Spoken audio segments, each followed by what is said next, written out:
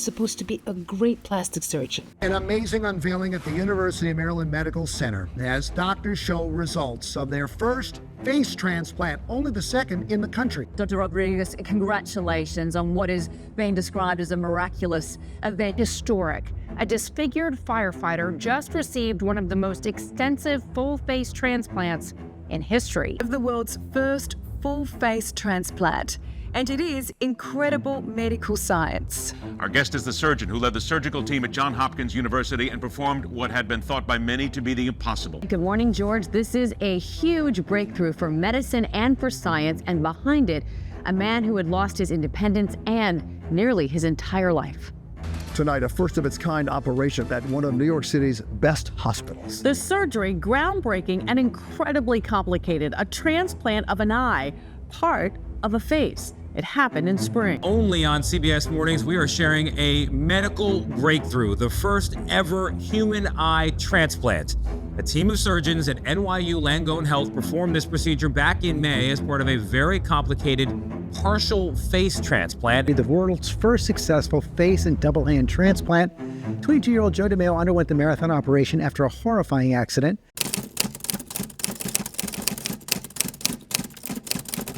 So I am proud to introduce him today and to call him my friend. The world-famous plastic surgeon, Dr. Larry.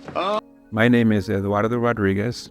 I'm the Helen L. Kimmel Professor of Reconstructive Plastic Surgery and Chair of the Hans-Jörg Wyss Department of Plastic Surgery at NYU Langone Health. I was not accepted to medical school. When we are not accepted into something, we often want to block it from our minds and kind of choose another path and leave this thing behind. I began my professional career as a dentist. I never thought I'd pursue medicine again. The opportunity presented itself to get a medical degree in your oral surgery training. I really wanted to do something bigger.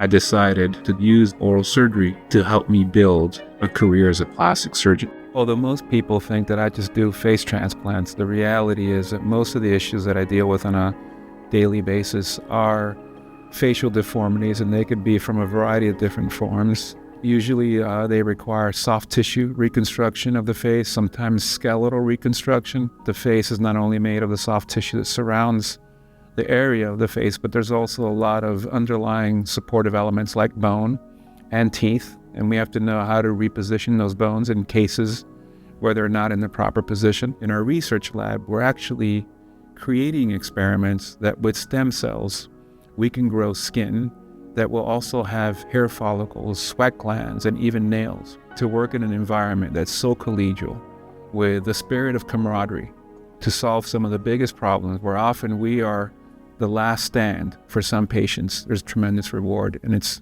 wonderful to be able to do that at this institution.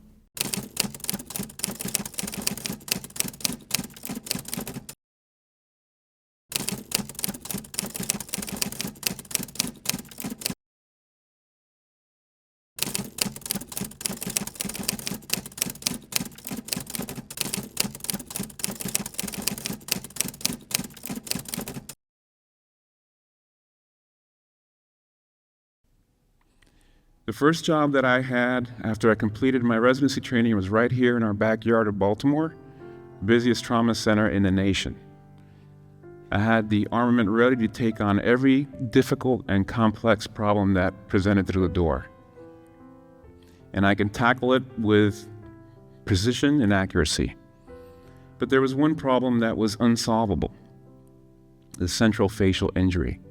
The central facial injury commonly is a result of a high energy, usually a ballistic injury or an evulsive injury, that is a triangular component of your face where your nose is gone, your upper lips, lower lips, jaws, teeth are totally gone.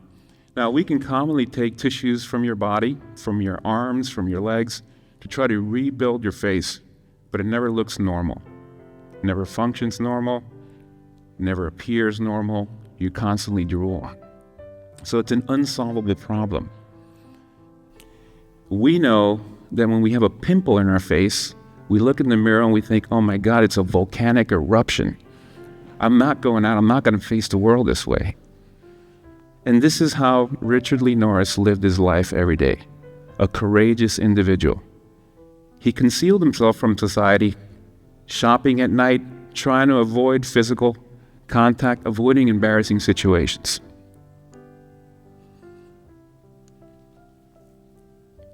So the real question is, was face transplantation the solution for this individual?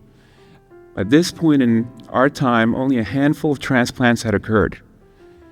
Our first face transplant in the world occurred in 2005. When you look at the face transplants that have occurred throughout the world, it's hard to say that the patients really look amazing and can integrate back into society. But our patients had to be perfect, because it's the only way that they can integrate back into a normal society without anybody really looking at that, staring at them. And in Richard's case, it would involve replacement of the face from the top of the head, in front of the ears, cheeks, nose, lips, all the skin down to the clavicle. We would include all the muscles of facial expression so that he would have a normal smile. He could open his mouth normally. The underlying bones with the underlying teeth would also be included. With that would come the blood vessels and the nerves that would move his face, that would give him normal expression. In Richard's case, the incisions would begin around the eyes, and we would extend those incisions from the top of the hair down to the clavicle. We would remove everything that surgeons had worked on for 15 years. The tissue flap would come together as a composite flap, all the skin elements, all the muscular elements, all of the bone, with the blood vessels, with the tongue, everything as one piece. The skeleton would be stabilized with plates and screws, then the blood vessels would be connected appropriately, the nerves of facial expression would be connected, and the final step was the redraping of the soft tissues, extending all the way back to the hair-bearing region. We excise more of the hair-bearing region of Richard so that we can conceal the incisions, so when you stood in front of them, you would not see him. So we're actually removing tissue that's actually normal. So we're going beyond the boundaries of what's been performed before in facial transplantation. The images that you see here before you is Richard's skeleton before the operation, and we're planning to remove what's outlined in green and in gray, recreating the initial deformity as you see here, going back to the day that he was injured in 1997, and this is the actual result that we were able to achieve. Replacement of the skeleton, replacement of the teeth, everything is stabilized with the hardware. These are the photographs that were released on his postoperative day 6, and the most recent one from postoperative day 114. Everything went exactly as planned.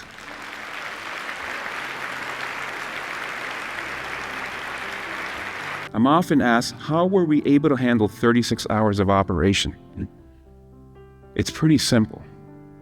For the mothers and fathers in the room, if you have a child that's sick, I guarantee you don't take a break. For Richard, we had a task to complete, and that would not end until he was out of the operating room safe. I'd like to introduce to you to the members of my team, the miracle workers that made it all happen, the elite group of surgeons that I have a fortune of being a member of their team. I believe in miracles, and they happen every day. One thing about being a plastic surgeon, you don't see what is, see what could be.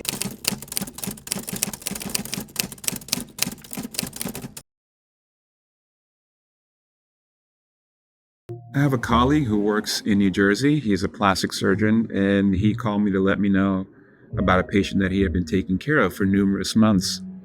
And he also talked about the struggles that he was dealing with. He had had numerous operations, probably over 20, of his face and his hands, and they began to entertain the possibility of a face transplant or hand transplant.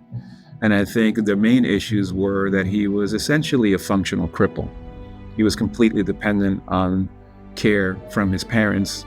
And this was a young, motivated person that really was independent until this particular time. And they did not feel that there was end in sight. When we look at Joe's PRA, which stands for panel reactive antibody, his PRA was 94%.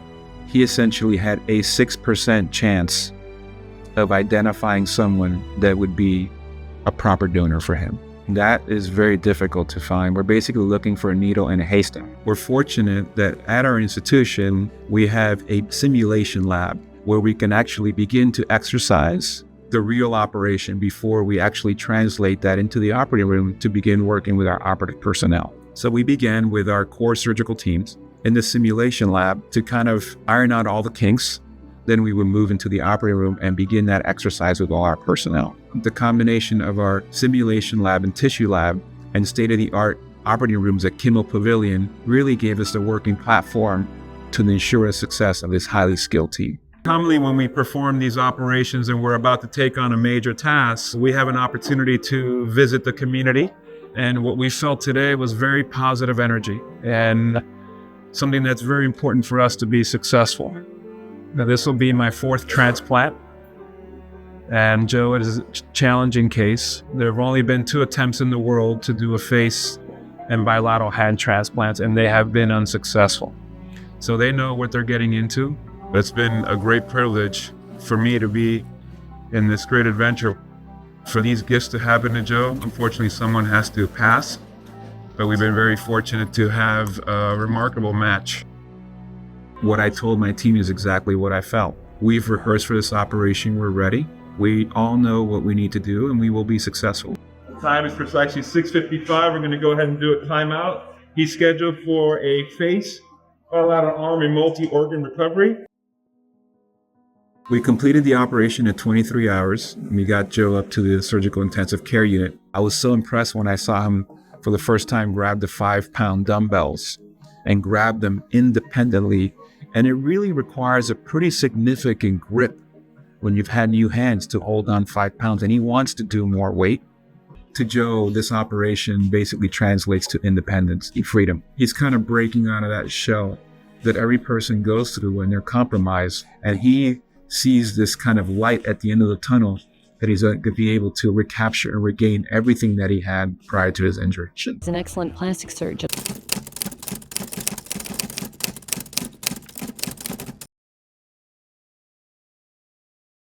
Audrina is a very special patient. And like Audrina, a lot of patients are suffering from gender dysphoria. The facial procedure was going to be the initiation into her new phase as a female. And she was very concerned about these operations on her face, as most patients are. But every procedure that I perform on every patient is very selective to them, based on their anatomical features. Some patients may be more cavalier and want everything done at once, but I think her approach was a reasonable one, to 2-stage the operation, let her get used to the beginning of her transformation, and if she felt she was comfortable, she could proceed to the next steps. But once she went through the initial stage, she felt more confident. You can see that she was blossoming. When I look at Audrina now, after her several procedures, she's a totally different person. She's the most confident individual in the room, and there's no question about it. You could see it. Her confidence is completely infectious. And for me as a physician, as a surgeon that's been able to assist in that transformation, there's not a more gratifying feeling. He's the best plastic surgeon in New York.